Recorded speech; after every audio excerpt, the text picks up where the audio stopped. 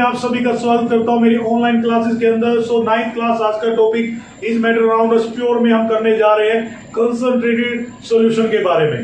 Concentration of solution की जब बात की जाती है तो सबसे पहले हम समझ लेते हैं हमने प्रीवियस लेक्चर्स में क्या क्या पढ़ा है। तो ठीक है, तो सबसे पहले हमने क्या पढ़ा हुआ जरा जानते हैं। जो सॉल्यूशन है वो क्या होता है। सबसे पहले सॉल्यूशन होता है सोल्यूट प्लस सोलवेंट, यानी सॉल्यूशन के अंदर दो चीजें होती है, एक सोल्यूट और एक होता है सोलवेंट। ठीक है, सोल्यूट को हम डिनोट कर देते हैं बी से और सोलवेंट को डिनोट कर देते हैं ए से। ओके, ये सिंपल याद रखने ए बी। ओके, अगर आपको इस तरीके से याद नहीं होता मैं दूसरा तरीका कर देता हूं। यहां लिख देते हैं सोलवेंट और यहां लिख देते हैं सोल्यूट। ओके, ये ए से डिनोट करेंगे और इसको बी से डिनोट करेगा। अगर आपको ये याद रखना, जो सॉल्यूशन है ठीक है उसमें जो सोलवेंट क्या होता है जो लार्ज अमाउंट में पाया जाता है, जो लार्ज अमाउंट में पाया जाता है। और सोल्यूट क्या होता है जो स्मॉल अमाउंट में पाया जाता है। किसमें पाया जाता है? स्मॉल अमाउंट में। तो मैं कुछ एग्जांपल यहां पे आपको देना चाहूंगा। एग्जांपल हम ले लेते हैं शुगर प्लस वाटर, ठीक है, सोल्ट प्लस वाटर। इनमें अगर मैं आपसे पूछूं सोल्यूट कौन है और सोलवेंट कौन है, अगर आपको सर मुझे ये बताइए चीनी कितनी है, मैं कहूँ 1 स्पून शुगर है, 1 चम्मच चीनी है और 1 चम्मच नमक है। और वाटर कितना है सर? 500 ml, आधा लीटर। 500 ml आधा लीटर है, तो कौन ज्यादा मात्रा में हुआ? पानी। कौन ज्यादा मात्रा में हुआ? पानी। तो पानी क्या है? सोलवेंट। और शुगर और सोल्ट क्या है? सोल्यूट। बोलो यहां तक समझ में आया? ठीक है, तो दोनों के मिश्रण से क्या बन रहा है हमारे पास? सॉल्यूशन। शुगर प्लस वाटर में शुगर सॉल्यूशन बन जाएगा, सोल्ट प्लस वाटर में सोल्ट सॉल्यूशन बन जाएगा। तो मेनली मेरा यहाँ पे कहने का मतलब क्या है कि जो ये एग्जांपल आपको दिए हैं इन स्मॉल अमाउंट और इन लार्ज अमाउंट जो बात कर रहे हैं हम, ठीक है, सोल्यूट और सोलवेंट की, तो यहाँ पे on the basis of their amount, इनके अमाउंट के बेस पे जो सॉल्यूशन है दो भागों में विभाजित होता है, डिवाइड होता है। One is known as concentrated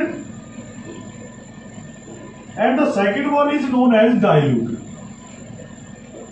एक को बोलेंगे डाइल्यूट सॉल्यूशन और दूसरे को बोलेंगे कंसंट्रेटेड सॉल्यूशन। अब बोले सर ये क्या है?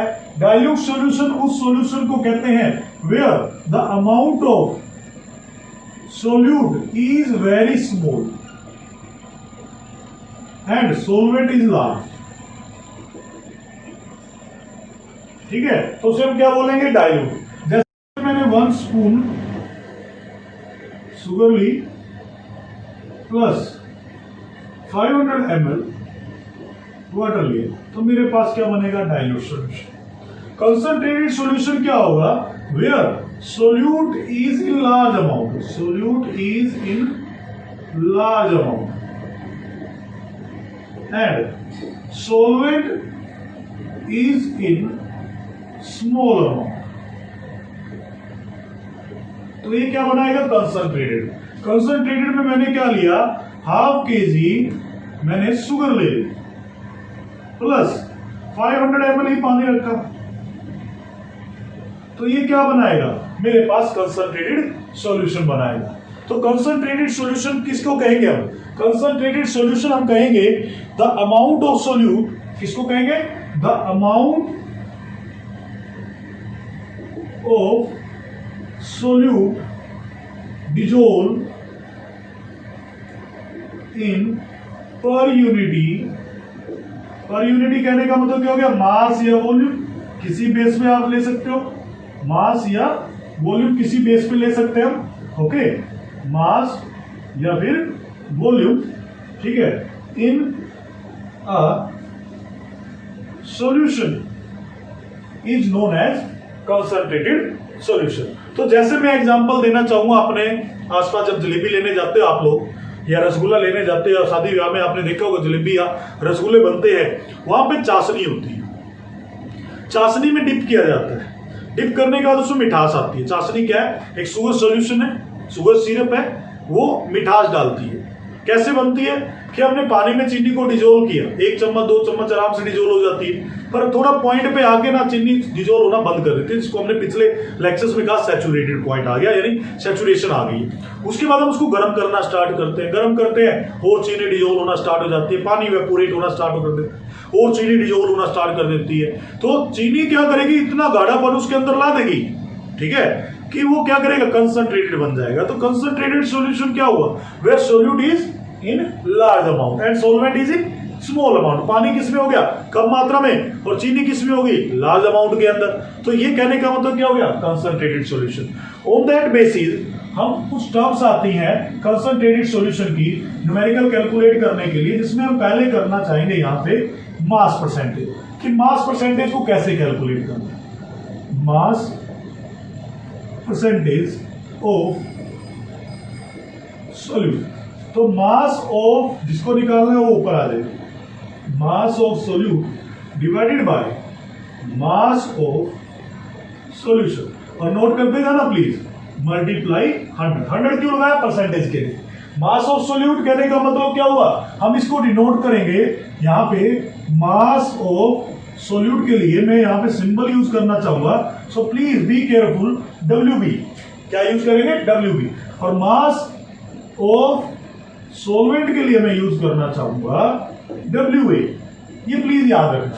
आपको क्या सर मास ऑफ सॉल्यूशन, भाई सॉल्यूशन तो दोनों के मिश्रण से बना हुआ है, किसके, दोनों का मिश्रण। तो मास ऑफ सॉल्यूशन में क्या कह सकता हूं, मास ऑफ सॉल्यूशन मैं बोल सकता हूं यहाँ पे WAB, क्योंकि सॉल्यूट और सॉल्वेंट दोनों प्रेजेंट है। तो मेरे पास मास परसेंटेज के लिए, ठीक है, या मैं कह सकता हूं यहाँ W/W परसेंटेज के लिए, W/W परसेंटेज के लिए हम यहाँ पे और लगा देता हूं बीच में, आप कंफ्यूज मत होना, ठीक है। क्या बन जाएगा मेरे पास, WB divided by WA plus WB multiply 100. So that will become my formula for unity mass percentage का। तो प्लीज इसको नोट कर लीजिए, फिर हम आगे चल रहे हैं।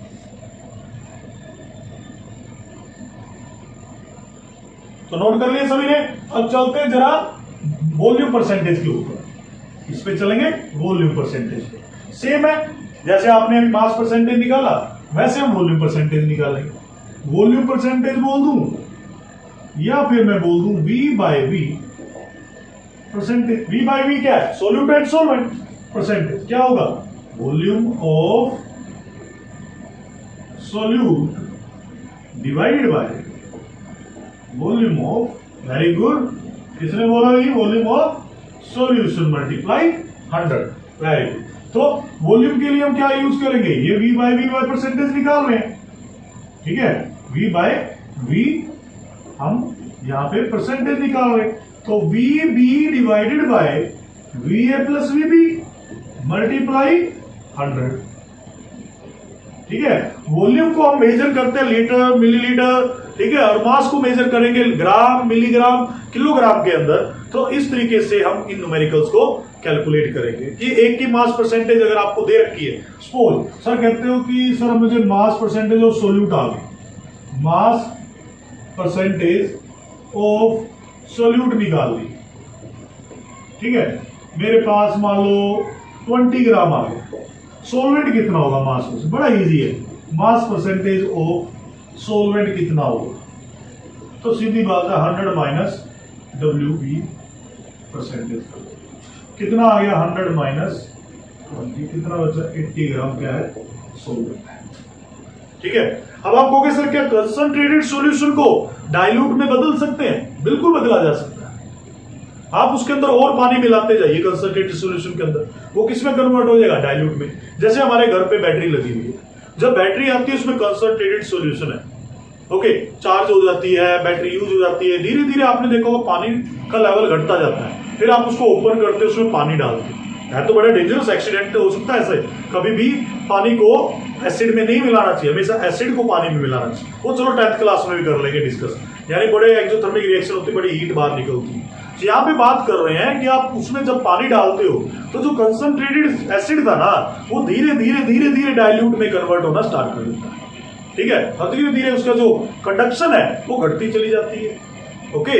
तो यहाँ पे भी ऐसा ही है, जब चीनी का जो सोल्यूशन है, अब अगर उसमें पानी मिलाते जाओगे चाशनी के अंदर, वो धीरे धीरे शुगर सोल्यूशन बन जाएगा, ठीक है, यानी डाइल्यूट बन जाएगा, क्योंकि उसके अंदर जो सोल्वेंट की मात्रा है वो ज्यादा हो जाएगी पानी की, और चीनी की मात्रा क्या हो जाएगी, कम उसके कंपैरिजन में, तो उसको क्या बोलेंगे, डाइल्यूट। तो मेरे हिसाब से अगर आपसे कोई पूछ ले what is the difference between dilute and concentrated solution, तो आप आराम से इसको समझा सकते हो। भाई डाइल्यूट वो होता है जिसमें सोल्यूट की मात्रा क्या होती है, कम, और सोलवेंट की मात्रा होती है ज्यादा। जैसे चीनी प्लस पानी, चीनी 1 चम्मच, पानी 500 ml, ठीक है। इसी तरह आप दूसरा एक भी कंसंट्रेटेड भी समझा सकते हो, जब सोल्यूट की मात्रा ज्यादा होती है और सोलवेंट की मात्रा कम होती है। जैसे एग्जांपल, चीनी हमने ज्यादा मात्रा में ले ली, पानी हमने कम मात्रा में ले लिया, तो वहां में क्या बनेगा, कंसंट्रेटेड सॉल्यूशन, ठीक है। तो अगर आपसे पूछे मास परसेंटेज कैलकुलेट करना है, तो मास परसेंटेज कैलकुलेट करने के लिए क्या करना पड़ेगा कि mass of solute divided by mass of solution. Mass of solution किसके बराबर होता है, सोल्यूट प्लस सोलवेंट के। सेम वॉल्यूम है, मास की जगह क्या आ जाएगा, वॉल्यूम आ जाएगा।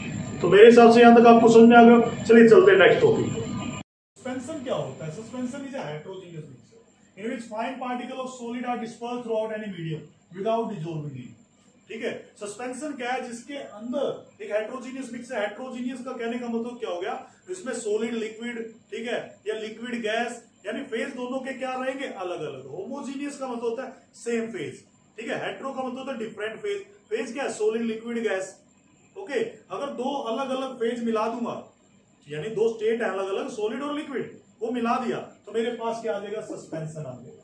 सस्पेंशन कैसे, एग्जांपल से समझाना चाहूंगा। मैंने पानी लिया, पानी के अंदर मिट्टी डिजोल्व कर दी, क्या मिट्टी पानी में घुलेगी, आपको सर घुलेगी, कैसे घुलेगी, रख दी भाई, थोड़ी देर बाद मैंने पाया पानी ऊपर आ रह गया और मिट्टी कहां चली गई, नीचे सेटल हो गई।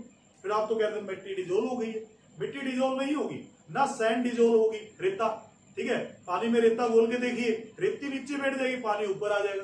देखा होगा तालाब में, नदी में, ठीक है, नहरों में, तो रेता कहां होता है, नीचे, और पानी कहां होता है, ऊपर।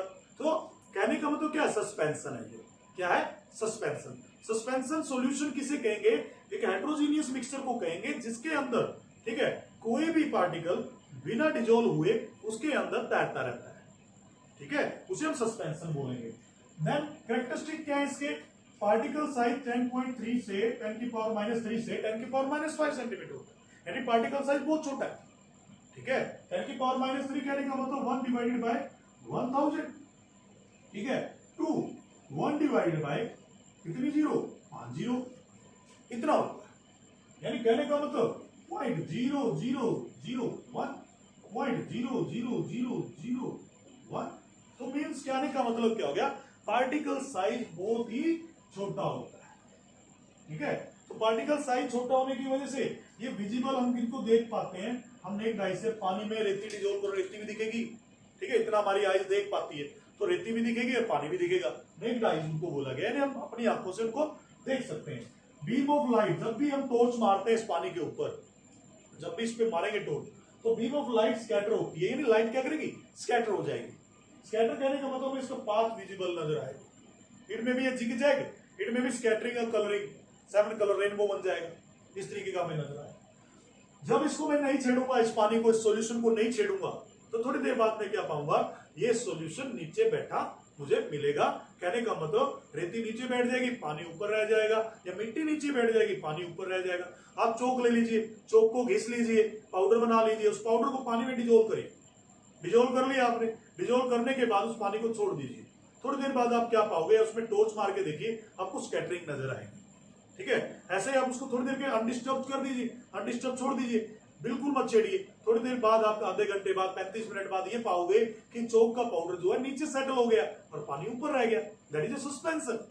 तो सस्पेंशन क्या हुआ, heterogeneous mixture in which 5 particle of solid are dispersed through any medium. Any medium का मतलब क्या हो गया, लिक्विड या गैस, लिक्विड या gas without dissolving in it.